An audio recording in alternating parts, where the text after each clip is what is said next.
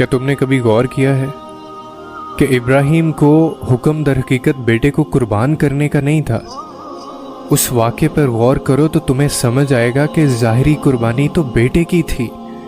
مگر اسماعیل دراصل ابراہیم کی وہ دعا تھی جسے انہوں نے تڑپ تڑپ کر مانگنے کے بعد پایا تھا۔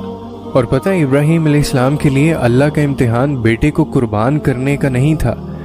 بلکہ سب سے زیادہ مانگی گئی اور سب سے زیادہ پسندیدہ دعا کو قربان کرنے کا تھا۔ اور بالکل اسی طرح ہر شخص کا کوئی نہ کوئی اسماعیل ہوتا ہے جس کو اللہ کی راہ میں قربان کرنا بہت مشکل ہوتا ہے، مگر اس کو قربان کیے بغیر آپ اللہ کے قریب نہیں جا سکتے،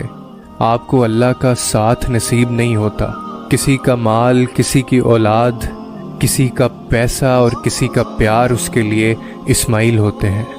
اور یقین رکھیں کہ دنیا میں آزمائش انہی لوگوں کے لیے ہے جنہیں اللہ چاہتا ہے، اور اگر تمہیں بھی تمہارا رب تمہارے اسماعیل کو قربان کرنے کا اشارہ دے رہا ہے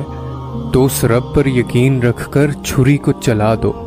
اور اس کے امتحان میں کامیاب ہو جاؤ، اور یقین جانو وہ تمہارے اسماعیل کو قربان ہونے نہیں دے گا۔ تم بس ایک دفعہ، ایک بار اس کی رضا میں پوری طرح داخل ہو کر تو دیکھو،